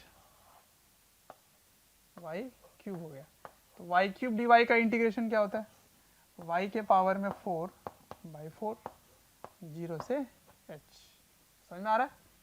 अब आप लिमिट रख दीजिए, तो 3 by H cube into H के पावर में 4 बाई 4, तो ये देखिए कैंसिल हो जाएगा यहाँ से कंप्लीट, यहाँ आ जाएगा -3, तो आंसर क्या आ गया बच्चों, आंसर आ गया 3 बाई 4 h। इसका मतलब वाई सेंटर ऑफ मास ऊपर से 3 बाई 4 h पर होगा, तो फिर नीचे से कितने हाइट पर होगा, इसको भी आप साथ ही साथ याद रख लीजिए। तो कोन, सॉलिड कोन का सेंटर ऑफ मास ऊपर से कितने हाइट पर होता है, ऊपर से होता है 3 बाई 4 h, 3 बाई 4 h पर होता है, और नीचे से कितने हाइट पर होता है, ये सेंटर ऑफ मास है, सेंटर ऑफ मास नीचे से कितने हाइट पर होता है, तो नीचे से होगा h बाई 4। ठीक है, लेकिन ये आंसर किसका है, ये है सॉलिड कोन का आंसर है, ये है सॉलिड कोन का आंसर, मतलब भरा हुआ कोन है ना, शंकु, भरा हुआ कोन। अब मैं नेक्स्ट करके दिखाऊंगा जिसमें ये खुला रहेगा, खोखला रहेगा। ठीक, तो ये डेरिवेशन समझ में आ गया आपको, 3 बाई 4 h पर होता है, नए हर सब में नए प्रकार के इंटीग्रेशन सीख रहे हो आप, थोड़ा सा कॉम्प्लेक्स है इंटीग्रेशन, आप बार बार कर रहे हो, लेकिन आपको फाइनल रिजल्ट याद रखना है। स्टेप्स भी अगर याद रख पाओगे तो अच्छा होगा, क्योंकि जब ये नॉन यूनिफॉर्म मिलेगा ना आपको, तब ये सब हेल्प करेंगे वो, क्योंकि जब इसको इंटीग्रेट करोगे अलग से करना पड़ेगा, है ना, तो उस समय आप इसको जो मैंने 1/m डायरेक्ट लिख दिया ना, ये नहीं कर पाओगे, अगर यूनिफॉर्म है तभी कर पाओगे इसको, m को बाहर। ठीक है, तो अब समझो मैं अब नया जो करने वाला हूँ वो हॉलो कोन करने वाला हूँ, खोखला कोन। लेकिन खोखला कोन करने से पहले कुछ ज्योमेट्री के बारे में समझ लेते हैं कि खोखला कोन बनेगा कैसे। तो क्या मैं ऐसे समझ सकता हूं कि एक ट्रायंगुलर प्लेट है, क्या है ये, ट्रायंगुलर प्लेट, ये प्लेट है जो ट्रायंगल के शेप का है। अगर मैं इसका सेंटर मास निकाल लूं, इसका सेंटर मास कहीं पर अगर होगा, तो मैं इसको अगर ऐसे फोल्ड कर देता हूं ना, ऐसे मोड़ देता हूं, तो ये हॉलो कोन ही तो बनेगा। इसका मतलब ट्रायंगुलर प्लेट का जो आंसर है वही हॉलो कोन का आंसर होगा। ठीक है, तो आप कभी वो बर्थडे वाला हैट जब पहनते हो, बर्थडे कैप, तो वो अंदर से खाली होता है ना, वो खोखला रहता है कोन। तो वो जो कोन है, वो कोन का बनावट कैसा होगा सोचो, अगर आप उसको पिन लगा होता है, उसको अगर आप खोल दो तो वो खोल के कैसा बन जाएगा, ट्रायंगल बन जाएगा। तो ट्रायंगल का जो सेंटर ऑफ मास होगा वही हॉलो कोन का होगा। तो मैं हॉलो कोन का डेरिवेशन नहीं कर रहा हूँ, प्लेट का कर रहा हूँ, फिर हॉलो कोन का भी वही आंसर बता दूंगा आपको। ठीक है, नोट डाउन कीजिए। तो आइए करते हैं आगे। यूनिफॉर्म ट्रायंगुलर प्लेट का सेंटर ऑफ मास या फिर हॉलो कोन का, सेम ही आएगा दोनों का आंसर, है ना। तो ये ऐसा मान लीजिए कि एक प्लेट है, प्लेट में ऐसे ट्रायंगुलर शेप का प्लेट बना हुआ है। तो ये इस तरह बना हुआ है कि जब आप इसको ऐसे मोड़ देंगे ना, ऐसे बना देंगे, तो ये बन जाएगा एक हॉलो कोन। ठीक, तो इसीलिए मैं ये वाली डिस्टेंस को ले लेता हूँ, यहाँ से यहाँ तक r, जो कि रेडियस ऑफ कोन बनेगा। और ये वाला जो डिस्टेंस है, ये वाला, ये ले लेते हैं h, ठीक है, ये h है। तो आपको इसका सेंटर ऑफ मास निकालना है, ठीक है। तो वही काम करेंगे जो उसमें शुरू किया था हमने। आपको समझ में आ रहा है कि ये सिमेट्री है तो केवल वाई सेंटर ऑफ मास ही आएगा। तो यहाँ से एक वाई डिव नीचे जाकर डी वाई निकाल लेंगे, ठीक है, ये डी वाई निकाल लेंगे। ये डी वाई चौड़ाई हो गई इसकी, और ये वाला डिस्टेंस क्या है, आर है। तो अंतर ये रहेगा कि अब ये डिस्क नहीं कटेगा, ये क्या कटेगा, एक चौड़ा ऐसे कुछ कटने वाला है। कैसा बन रहा है ये, एक ट्रायंगल इस तरह का बन रहा है, केवल ऐसे ऐसे बन रहा है। तो इसकी लंबाई क्या है, 2r, यहाँ से यहाँ तक, और चौड़ाई क्या है, चौड़ाई है dy, ठीक है ना। अब सुनो, इसमें जो मास है क्या वो पूरे वॉल्यूम में है, नहीं है, वो केवल उसके सरफेस में है ना, उसके केवल बाहर बाहर जो सरफेस है उस पर ही है। तो इसीलिए आप क्या लोगे यहाँ पे, सिग्मा लोगे। तो सिग्मा को कैसे लिखेंगे, sigma equals to mass by area. अब आप एरिया के पीछे परेशान मत होना, एरिया ही होगा, ठीक है, कंप्लीट एरिया, ये टोटल एरिया। मैं इसके एरिया के बारे में बात करूंगा। तो ये डी एम क्या होगा, sigma into D A. D A क्या होगा, डी ए होगा 2r इंटू डी वाई। अब देखो इसको रिप्लेस करते हैं, आ जाओ, सिग्मा सिग्मा ही रहने देते हैं, डी ए यहाँ से रखो, तो 2r डी वाई।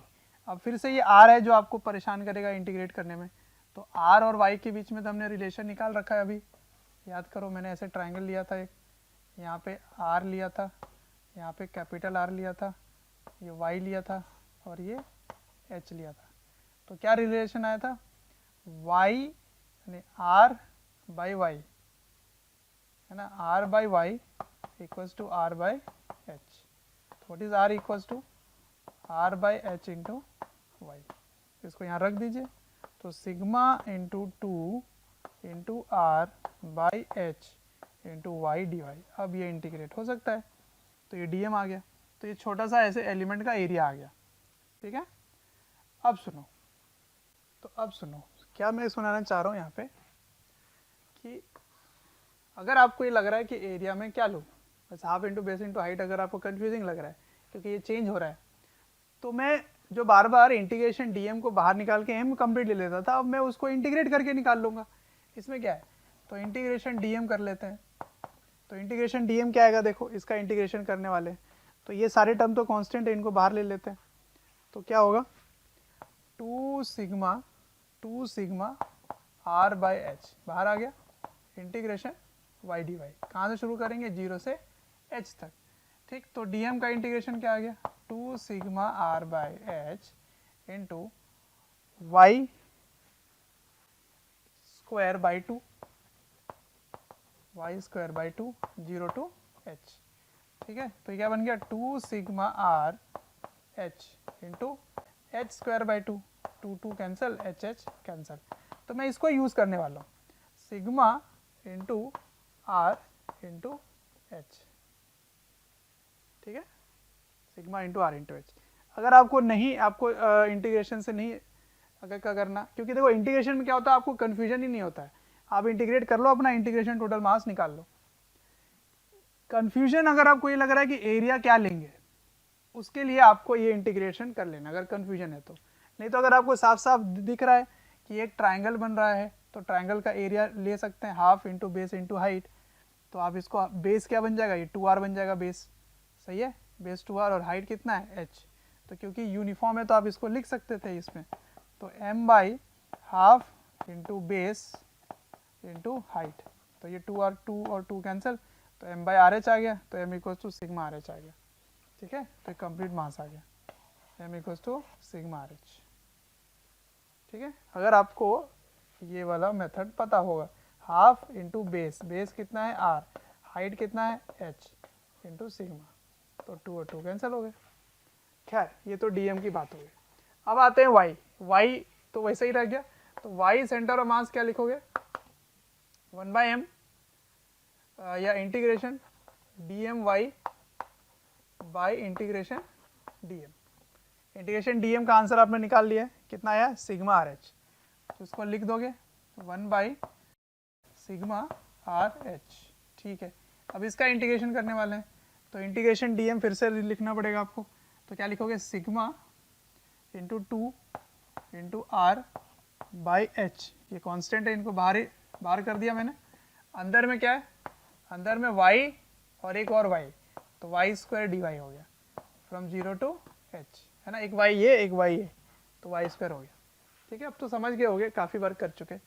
तो ये क्या बनेगा y³/3 यानी h³/3, तो इसको काट लो, सिग्मा और r कैंसिल हो गए, तो ऊपर क्या आ गया 2/h, इसका आंसर क्या होगा h³/3, तो यहाँ से h और h कैंसिल हो गए, एक h यहाँ भी है, एक h यहाँ भी है, तो ये h² हो गया ना, h², तो h² पूरा कैंसिल हो गया और यहाँ पर -2 हो गया, तो आंसर क्या आया 2h/3, ये आ गया y सेंटर ऑफ मास। तो आपको सिंपल याद रख लेना है कि हॉलो कोन हो या ट्रायंगल हो, आंसर क्या आएगा 2h/3, और अगर सॉलिड कोन है तो आंसर क्या आएगा 4h/3। तो ये हॉलो है, कहाँ से आएगा, यहाँ से, ये सेंटर ऑफ मास हो गया, कितना आ गया 2h/3, और नीचे से कितने दूरी पर है h/3 पर है, ये क्या है हॉलो कोन। ठीक है ना, ये आ रहा है। ठीक, तो ये हो गई कहानी डिफरेंट शेप की। तो सबको समराइज करके मैं एक बार यहाँ कॉलम बना के लिख देता हूँ, फिर उसको कॉलम बना के आपको याद कर लेना है। ठीक है, अच्छा, अगर ये ट्रायंगुलर नहीं होता, ये एक स्क्वायर होता या रेक्टेंगल होता, तब उसका सेंटर ऑफ मास कहाँ लिखते, जैसे ये प्लेट है कंप्लीट में, इसका सेंटर ऑफ मास कहाँ आएगा, तो सिंपल बता देता हूँ, इसका जो डायगोनल जहाँ मिलेंगे, क्योंकि ये सिमेट्री ये भी सिमेट्री वाले जहाँ मिलते हैं एक्सिस ऑफ सिमेट्री, वहीं आएगा सेंटर ऑफ मास। ठीक है, स्क्वायर में भी यही होगा, ये दोनों का डायगोनल जहाँ मिलेगा यहाँ आएगा सेंटर ऑफ मास। ठीक है, और अगर ये ऐसे है लेंथ, तो इसके सेंटर पे आएगा बिल्कुल, है ना, केवल एक रॉड है तो, लेकिन सारे के सारे यूनिफॉर्म होने चाहिए। ठीक, तो जितने भी मैंने पढ़ाए अभी, उसको एक कॉलम बनाकर मैं सारे आंसर लिख देता हूँ, उसको आप याद कर लेना टेबल बना के। ठीक है, चलिए नोट डाउन कर लीजिए। तो आइए बच्चों, मैंने यहाँ पे लिख रखा है सारी जो भी मैंने डिराइव किया है उसका समरी, है ना, समराइज कर दिया है। तो रॉड का क्या आया था, L/2 पर आया था। ठीक है, L/2। स्क्वायर रेक्टेंगुलर शीट का क्या आया, तो स्क्वायर रेक्टेंगुलर शीट का इंटरसेक्शन ऑफ डायगोनल पे आया, यहाँ पे आया सेंटर मास। ठीक है, सेमी रिंग का क्या आया, तो नीचे से 2r/π पे आया। ठीक है, सेमी डिस्क का क्या आया, तो नीचे से 4r/3π पे आया। हॉलो हेमिस्फीयर का क्या आया, हॉलो हेमिस्फीयर का r/2 पर आया था। ठीक है, उसके बाद सॉलिड हेमिस्फीयर का नीचे से 3/8 r पे आया था। ठीक है, उसके बाद सॉलिड कोन पे क्या आया था, सॉलिड कोन पे आया नीचे से h/4, तो मैं नीचे से रेफरेंस लेने वाला हूँ, तो नीचे से h/4 पे आया था। और हॉलो कोन या ट्रायंगुलर प्लेट का क्या आया था, h/3 पे आया था। ठीक है ना, अब इसको करने का ये जो मैंने आपको लिखा रखा है, इसको आपको याद करना पड़ेगा, है ना, इसको आपको लर्न करना पड़ेगा। जिसमें से ऊपर के दो के तो आसान है, इसमें क्या था, ये तो बीच वाला था, बीच में ही आएगा, और ये भी इसके सेंटर पे आएगा। इसके बाद सारे कंफ्यूजिंग है, 2r/π 4r/π r/2 3/8, ऐसे थोड़ा सा कंफ्यूजिंग है। तो इसको याद करने का मैं एक शॉर्टकट बता देता हूँ, एक ट्रिक बता देता हूँ आपको, ऑल्दो आप भी बना सकते हैं, बट मैं एक ट्रिक बना के आपको बता देता हूँ, तुरंत से याद हो जाएगा आपको। ठीक है, तो देखिए क्या ट्रिक है, तो मैं यहाँ पर ऐसे लाइन बना लेता हूँ, ठीक है, ताकि ये यहाँ पे ट्रिक बता सकूँ। ठीक, देखिए क्या हो रहा है, कोन ले रहा हूँ मैं, कोन का मतलब क्या हुआ, सॉलिड कोन, सी का मतलब सॉलिड कोन, सी। फिर मैं ले रहा हूँ टी, टी का मतलब ट्रायंगुलर प्लेट यानी कि हॉलो कोन। ठीक है, उसके बाद मैं ले रहा हूँ एच, एच का मतलब हेमिस्फीयर है ना, हॉलो हेमिस्फीयर, एच का मतलब हॉलो, ऑल तो दोनों तो हेमिस्फीयर ही है, तो एच का मतलब हॉलो होगा। ठीक है, अच्छा, आर का मतलब रिंग, तो मैं आगे ले रहा हूं रिंग। ठीक है ना, उसके बाद मैं ले रहा हूं एस, एस का मतलब सॉलिड हेमिस्फीयर, एस का मतलब सॉलिड हेमिस्फीयर, और डी का मतलब डिस्क, सेमी डिस्क। ठीक है, तो आ गए छः, छः के छः आ गए। ठीक है, तो ये क्या है, कोन, सॉलिड कोन, ये है ट्रायंगुलर प्लेट, ये है हेमिस्फीयर, हॉलो हेमिस्फीयर, एच का मतलब हॉलो हेमिस्फीयर, आर का मतलब रिंग है ना, सेमी रिंग ही है, कंप्लीट रिंग नहीं है, सेमी रिंग ही है। एस का मतलब सॉलिड हेमिस्फीयर, और डी का मतलब डिस्क। ठीक है ना, तो ये वाले मैंने एक ऑर्डर में लिख रखा है।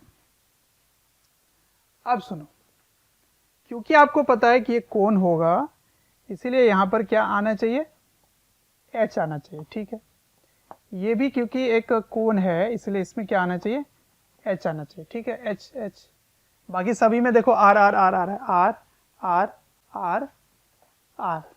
ठीक है, तो वो चीज तो मैं ऐसे ही लिख लेता हूं, आर। ठीक है, इसमें भी आ जाएगा आर, इसमें भी आ जाएगा ऐसे आर, इसमें भी आ जाएगा ऐसे आर। ठीक है, अब सुनो ट्रिक, ट्रिक देखो क्या है, यहां से चलना शुरू करो, तो 2 3 4। ठीक है, तो रिंग में क्या है 2, इसमें क्या है 3, इसमें क्या है 4, डिस्क में कहाँ गया, डिस्क में है 4 न्यूमरेटर में। ठीक है, वही काम आप यहां से करो, तो यहां से क्या करोगे 2 3 4, हो गया। अब थोड़ा सा यहां पे आपको ये याद रखना है, ये ऐसे 2 को ठीक से लिख लेता हूं, ये ठीक है, 2 3 4 2 3 4। बस एक एक्स्ट्रा यहां पे थोड़ा सा याद रखना पड़ेगा, पाई 8 3 पाई, ये आपको ये वाला कॉलम बस याद रखना पड़ेगा, अदरवाइज ये सब कुछ बिल्कुल सॉर्टेड है। 2 3 4 2 3 4, ये एच आर आर तो आपको पता ही रहेगा, बस एक एक्स्ट्रा ये याद रखना पड़ेगा, पाई 8 3 पाई। अब इसको याद रखने का, ये ऑर्डर जब तक याद नहीं रहेगा तब तक आप ये 2 2 3 4 2 3 4 तो गलत हो जाएगा। तो ऑर्डर याद रखने का कहानी बना लेते हैं, आ जाओ। कहानी क्या है, सी टी मतलब सिनेमा टाइम्स, सिनेमा का अगर टाइम्स होगा तो सिनेमा का अगर समय चल रहा है तो कौन से हैंडसम एक्टर का नाम याद आता है, एच आर से कौन सा एक्टर याद आएगा, ऋतिक रोशन। तो ये ऋतिक रोशन, और एच डी में कुछ भी लगा लो, श्रीदेवी, अगर एक मेल है तो एक फीमेल करने के लिए, या फिर आप सनी देओल भी कर सकते हो। तो सिनेमा टाइम्स ऋतिक रोशन श्रीदेवी या सनी देओल, कुछ भी आप कर लो। ठीक है, तो एक बार आप इस ऑर्डर को सेट कर लिए, फिर आप क्या करोगे, यहां से लिखोगे 2 3 4 2 3 4 पाई 8 3 पाई, हो गया खत्म। ठीक है ना, अगर इसको आप फिर से अपने से बनाना चाहो तो आप इसको बना के देख सकते हो, देखो कैसे, सिनेमा टाइम्स ऋतिक रोशन श्रीदेवी। ठीक है, उसके बाद यहाँ से शुरू करोगे 2 3 4, यहाँ पे करोगे 2 3 4। आपको पता है ये कौन है, तो यहाँ एच होगा, यहाँ एच होगा, और ये रिंग ये हॉलो हॉलो हेमिस्फीयर है, ये हॉलो हेमिस्फीयर है, ये रिंग है, तो यहाँ भी आर होगा। बस यहाँ एक्स्ट्रा क्या याद रखना है, यहाँ आएगा पाई, यहाँ आएगा 8, यहाँ आएगा 3 पाई, बस ये याद रखना है। यहाँ पे आर आर आर लगा दो, देखो तुरंत हो गया। ठीक है, तो आप अपनी भी कहानी बना सकते हैं, अपनी भी ट्रिक निकाल सकते हैं, ऐसे कुछ भी नहीं है, बट मैंने एक बना के बता दिया आपको इसको याद रखने का तरीका। ठीक है, तो जो भी मैंने पढ़ाया उसकी समरी आपको मैंने दे दिया है। इंटीग्रेशन का जो स्टेप्स है वो आपको याद रखना है, कैसे करना होगा, कब, जब नॉन यूनिफॉर्म आएगा तो। अगर यूनिफॉर्म आ गया तो इंटीग्रेशन करने की कोई ज़रूरत नहीं है, सिंपल ये जो रिजल्ट है उसको आप डायरेक्ट लगा दो। ठीक, अब क्यों ज़रूरत है सेंटर ऑफ मास का, उसके बारे में आगे पढ़ेंगे। वैसे मैंने आपको समझा दिया कि जब आप फोर्स लगाते हैं तो वो वही वाले पॉइंट पे लगाएंगे या वहाँ पे जो मास है वही एक्सेलरेट करेगा। ठीक है, तो जब आप लोकेट कर लेंगे, जब आप लोकेशन मिल जाएगा आपको सेंटर ऑफ मास का, तो फिर आप उस पर काइनेमेटिक्स के सारे चीज़ लगा देंगे, फोर्स एनएलएम जो है, न्यूटन के नियम है, सब लगा सकते हैं वहाँ पे। ठीक, उसके पहले कॉम्बिनेशन हमें करके देखना पड़ेगा। जैसे 2-3 अलग अलग, जैसे मैंने एक ये ले लिया, एक ये ले लिया, इन दोनों को मिलाकर आपको मैंने पूछ दिया, या एक ये ले लिया और एक कंप्लीट ले लिया, उसको मिलाकर मैं पूछ रहा हूँ। तो 2-3 चीज़ें अगर बड़े बड़े ऑब्जेक्ट मिलाकर जोड़ दिया जाए तो कॉम्बिनेशन का सेंटर ऑफ मास कैसे निकालेंगे। फिर पढ़ेंगे कि कंप्लीट में से कोई पार्ट को काट के बाहर निकाल दिए तो निकालने के बाद वो कैविटी के साथ जो होगा उसका सेंटर ऑफ मास कैसे निकालेंगे। ठीक है, नोट। कोई भी चैप्टर या वीडियोस आपको डिटेल में ईयर लॉन्ग वाले वीडियोस चाहिए और काफ़ी डिटेल में वीडियोस आपको चाहिए, तो आपको एक नंबर दे रहा हूँ, टोल फ्री नंबर है, आप इनको कॉल करें और डिटेल में आप बात कर सकते हैं और पूछ सकते हैं। नंबर है 1800-2121-799।